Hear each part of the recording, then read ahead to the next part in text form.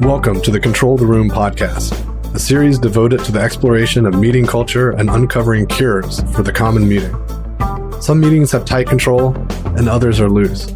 To control the room means achieving outcomes while striking a balance between imposing and removing structure, asserting and distributing power, leaning in and leaning out, all in the service of having a truly magical meeting. Today, I'm with Gary Noesner. Gary retired from the FBI in 2003 following a 30-year career, during which he was named the first chief of the FBI Crisis Negotiation Unit. As a negotiator, he was personally involved in numerous high-profile crises cases and sieges, including the Branch Davidians in Waco, recently dramatized by the Netflix series. He's also author of the book Stalling for Time, My Life as an FBI Hostage Negotiator. Welcome to the show, Gary. Thanks. It's a pleasure to be with you. So, Gary, I'm always fascinated to hear how people got their start, especially in the world of facilitation. And I'm sure negotiators are no different. While there's certainly a course at Quantico, there's not readily degree programs like, oh, I'm going to go become a negotiator or become a facilitator. It's a quite circuitous path a lot of people take. And I'm curious all the way back to the Lakeland High School, talking about some of those early situations you found yourself in. At what point did you really start to realize that you had this gift of kind of working with people? Well, I think as an early age, I was always uncomfortable around conflict and always sort of stepped up to the plate to de-escalate confrontations and arguments, whether it's between friends or others. It just seemed like a natural and appropriate thing to do for me. So when I got into the FBI after, wanting to do that since I was young, I had no sense that anything about negotiation existed because it didn't when I joined. But when I first got the early part of my career, the FBI had sort of taken on this hostage negotiation concept that had been started by NYPD. And there's something about it that really attracted me, and I thought it fit my personality and skill set. So I got the early training in it. It was an auxiliary function for me for many, many years. And eventually I became a full-time negotiator and chief of the Crisis Negotiation Unit for the last 10 years of my career. But, it was very challenging. And there's a lot of similarities with mediation, facilitation. It's all about building relationships and influencing people in a positive way. And it must have been it's like coming full circle because you were one of the first to take the course and then you ended up taking the program over. What did that feel like? Or when you remember it, what was that like? Well, in those days when I first got involved, the FBI, perhaps more so than today, played a pretty significant role in training police departments. Police departments didn't have a lot of money for training back then. So part of the FBI's mission was to provide it at no charge. And one of the areas, of course, was negotiation. It eventually became the thing we taught more than anything else, except for maybe firearms. And it gave me an opportunity to really interface with a lot of police officers in ways that I might not have had a chance otherwise. And that was a really valuable piece of my learning as an agent, as a human being. And, I certainly got as much from those officers as I gave. It became apparent to me very quickly that the skills and the approaches we were teaching had a real impact. It wasn't theoretical. It allowed officers to exercise some specific skills to prevent violence and come home alive to their families. So immediately I recognized it as rewarding and meaningful, and certainly something I always enjoyed. Something that really caught my eye, and I kind of can parallel it back to even the theme of the show, which is control. And how much control do we lean into and how much do we back away from? And I really struck a chord with this notion of maintaining balance. And you were talking about managing yourself and the people around you. And in fact, I think there is a quote that really caught my eye, which was, if you cannot control your own emotions, how can you expect to influence those of others? That's literally the first line that comes out of my mouth when I teach negotiations, because it's so true. I mean, if you want to influence others, and yet you yourself are emotionally charged or dealing not in a logical, thoughtful, empathic way, then you're probably not going to be as successful as you would otherwise. So self-control is terribly important. And you tend to see people that perform at the highest levels in certainly law enforcement negotiations are typically people who have a lot of self-control. And, one of the chapters of my book, Stalling for Time, I start each chapter with a quote. And a quote I always like, it's a partial quote from Rudyard Kipling, about if you can keep your head about you when all else are losing theirs. And I think that says a lot to me about the kind of person that makes a good negotiator and what is required. It's somebody that can think clearly in the midst of a situation where others might be so overcome with various forms of reaction that they're not optimally performing. It's kind of like, I always do the comparison of a trauma surgeon. When mass casualties are brought into an emergency room, the trauma surgeon, it's not that they're not human and don't see the damage that some people have suffered or perhaps been deceased. Mm-hmm.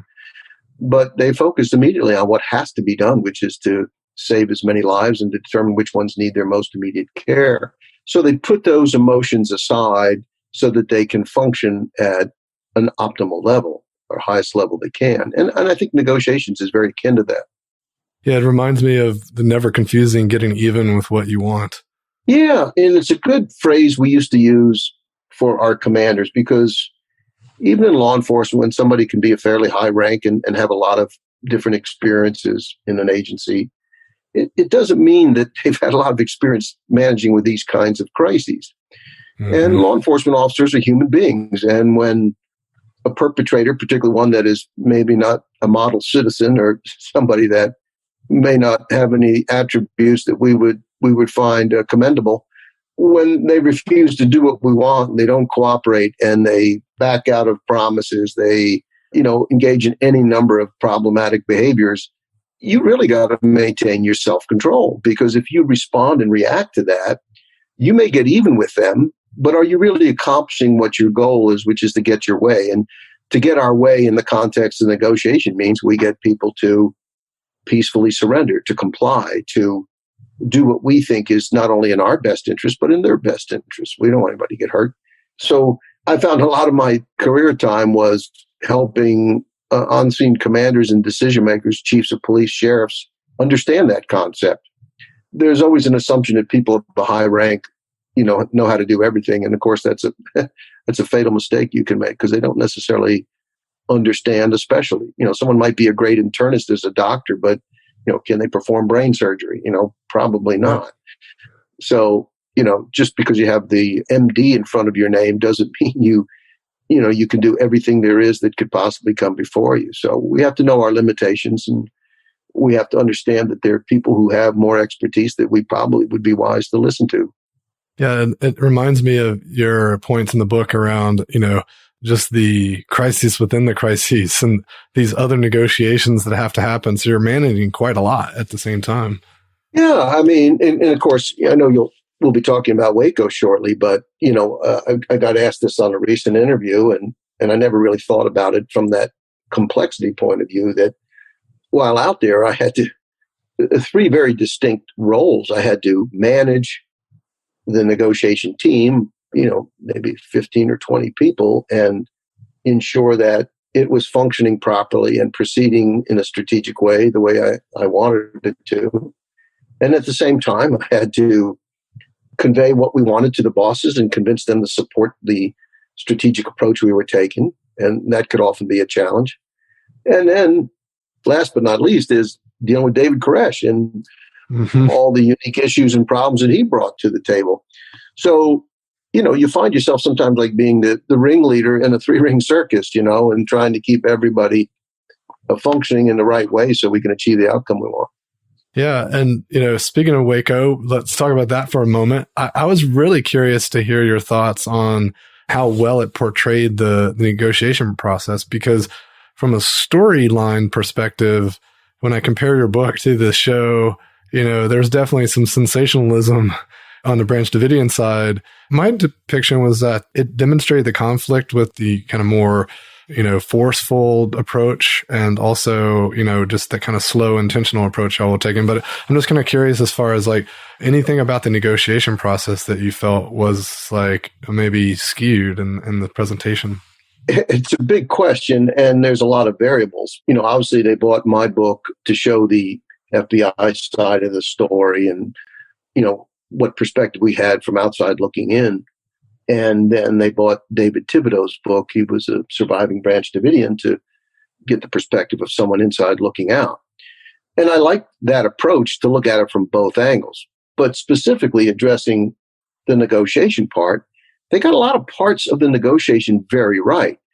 What was the Hollywood dramatization part is they had my character doing all these things on his own, when in reality, I'm leading the team, and there's 8, 9 negotiators per shift. It's quite a complex and many moving part operation. So obviously, Hollywood doesn't want to pay those additional actors and introduce their characters and get the audience to know them. It's a whole different level of challenge that they wanted to showcase Michael Shannon, who was one of the 2 main stars of the TV show, who played me. I got to say, if I'm ever played by anyone, I would say Michael Shannon wouldn't be that's not a bad deal to get. I'd seen Michael Shannon in Boardwalk Empire, that TV show. I was very impressed with him in that show, and I didn't even know his name, to be honest with you. And they came out and said, "This Michael Shannon's been hired to play you." And I looked him up right away, and I said, "Oh, it's that guy."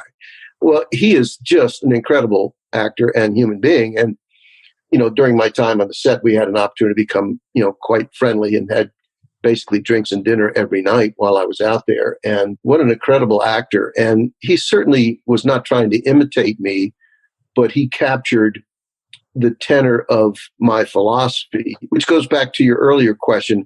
I think those issues that came up, and including the conflict between the tactical side of the FBI that wanted to take a different approach, I think that's very accurately reflected. Again, not so much in the exact form, but certainly in terms of substance. And he had it down very, very well, and I think did an incredible job. Let me add another thing, Douglas. What I found is, I felt that part of the reason I wrote my book was to educate current and future FBI leaders. And one of the things they need to be educated on is to understand not only the mistakes that the FBI made there, but the good things we did. And there were far more of those than not. But if someone doesn't write that down and record it, those things fall through the cracks and they're forgotten. And sometimes mistakes are repeated and good behaviors are not appreciated or replicated. So I wanted to write it for that reason. And I also feel that in the FBI, we serve the American people. If we do something wrong, we should step up to the plate, admit what we did, demonstrate that we are making changes and corrections. And I think we owe it to the American people that we serve to do those things. So for all those reasons, I wrote that book and stand by the portrayal of the FBI overall.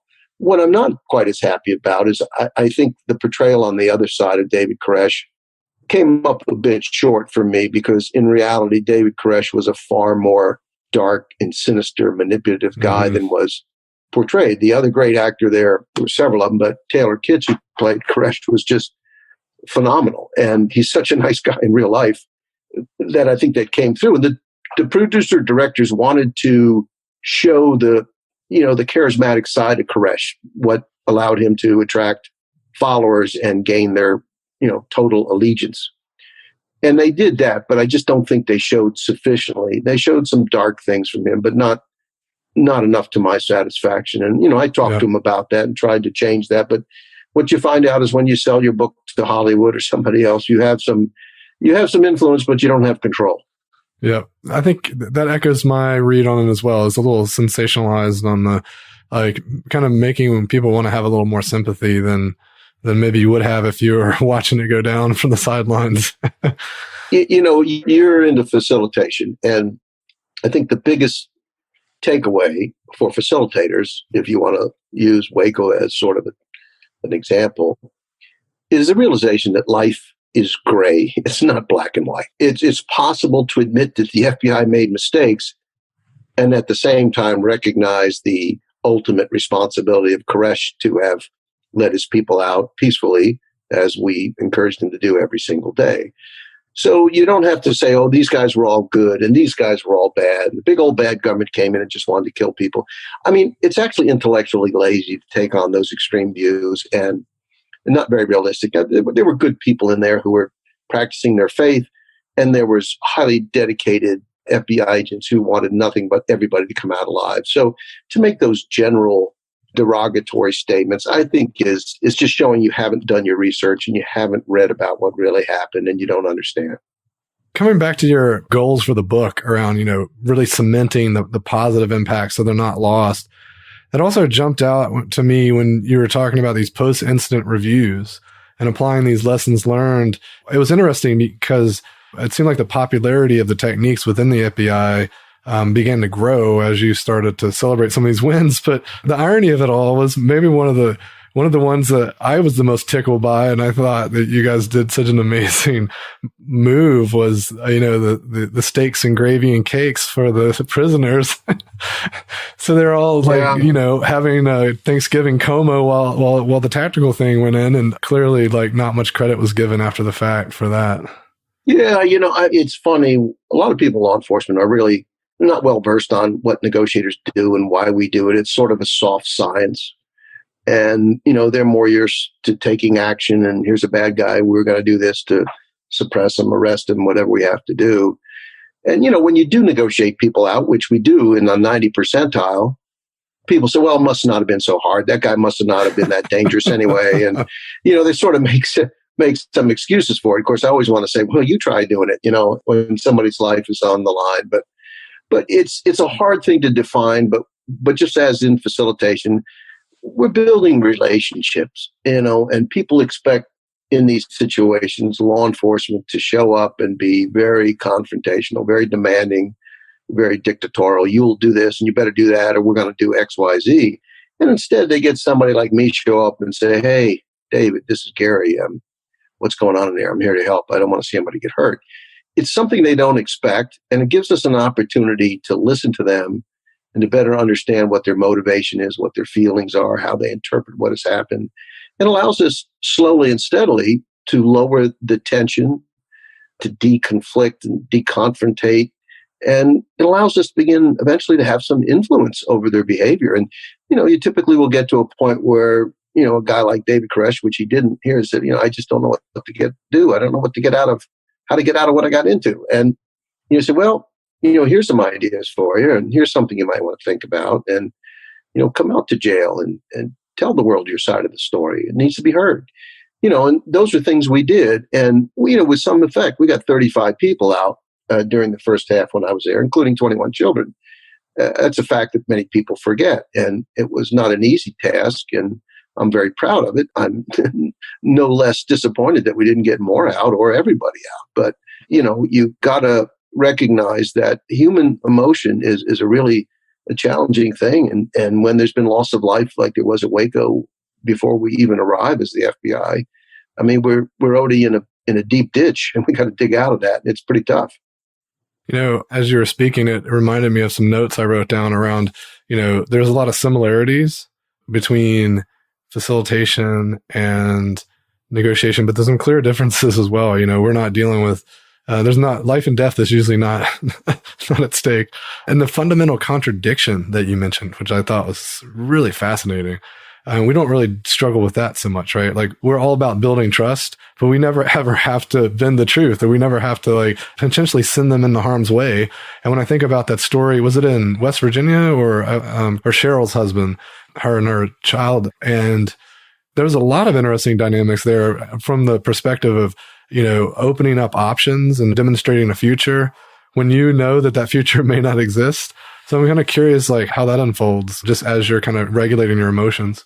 Well, it's a tough case. And, my book is about the importance of negotiation and how it is a tool that law enforcement should even use more. And then I start off the first chapter of my book with a situation where we have to use deadly force to resolve it. But it was a very dramatic case. It showed how even in those cases where the behaviors, the actions of the perpetrator are so extreme that our chance of getting them to comply and resolve it peacefully are pretty slim, and thereby someone else is going to die.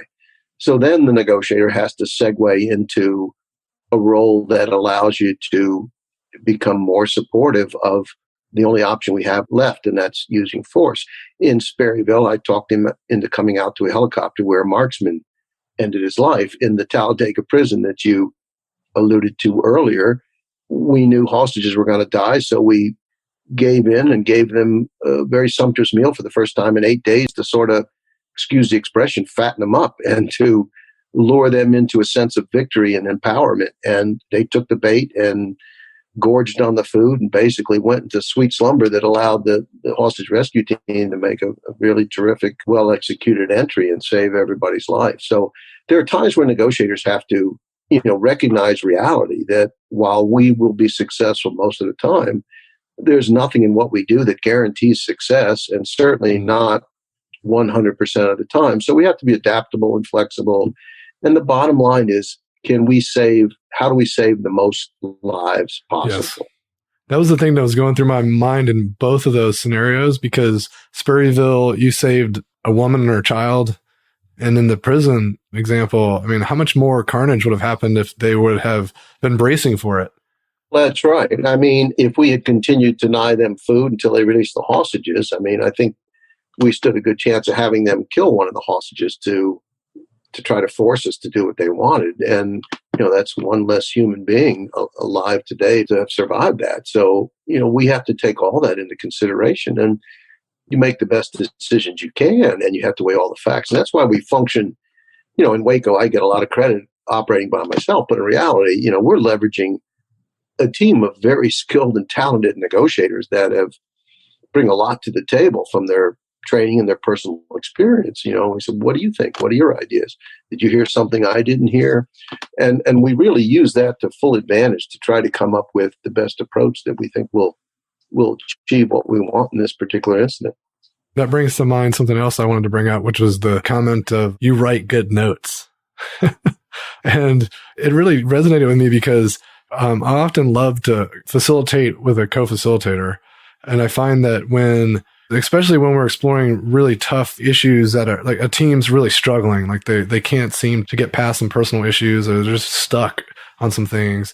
When you're there working directly, it's sometimes hard to see the big picture because you're like in the content, you're in the moment. But if you're on the sideline kind of just observing, you can see interesting things. So I was just wondering, is that similar in the negotiation world when you're observing and writing these notes? Do you find that you see things you wouldn't have seen if you were just on the phone in the moment with them, like watching every word, that kind of thing? Yeah, absolutely. I think it's akin, Douglas, if you want to do a comparison, you think of a college or a professional football game. You ever noticed how sometimes, not all the time, the second half is dramatically different from the first half? I mean, dramatically different.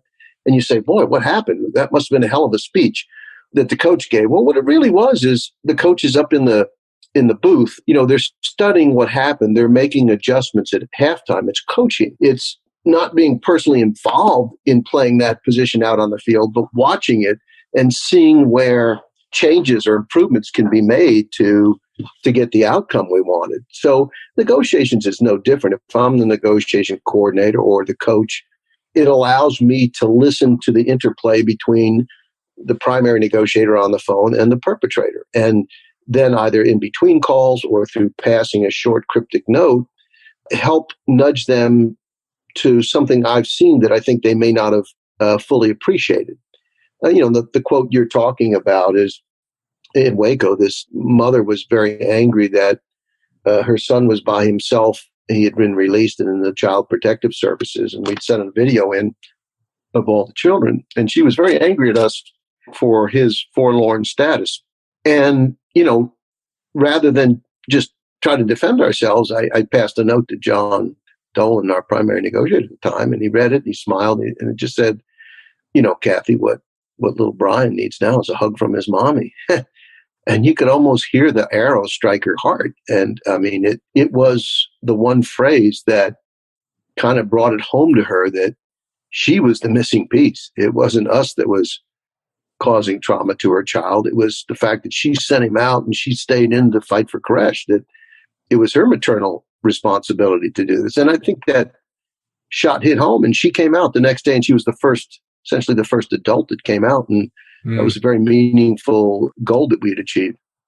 It really struck home for me when I read that, because sometimes people aren't even necessarily self-aware of why they're upset. And if they're lashing out to you, and it's almost like judo, just redirect their energy, kind of become more aware of where the center is. Yeah, when you look at negotiations broadly, I'm not talking specifically Waco here, Really, very few of them are actually hostage-taking events where someone's being held to force somebody else to do something. Probably 90% of what police do around the country are dealing with highly emotionally charged situations. Often the jilted lovers, romantic situation gone bad, somebody holding an employer who fired them, an argument with a neighbor. There are people who are expressing anger, rage, and frustration who don't even have a clear goal of what they're trying to achieve. In other words, they've gotten themselves into something they have no idea how to get out of. And that's the role that the negotiator can play, to try to understand those emotions and those drivers of their behavior, and to try to deal with those and diffuse those. That's what makes us successful. It's an approach that people don't expect from law enforcement. We certainly got that from the mental health counseling community, and it's very effective in getting people to, for the first time, hear themselves what is driving them, and they may not appreciate it.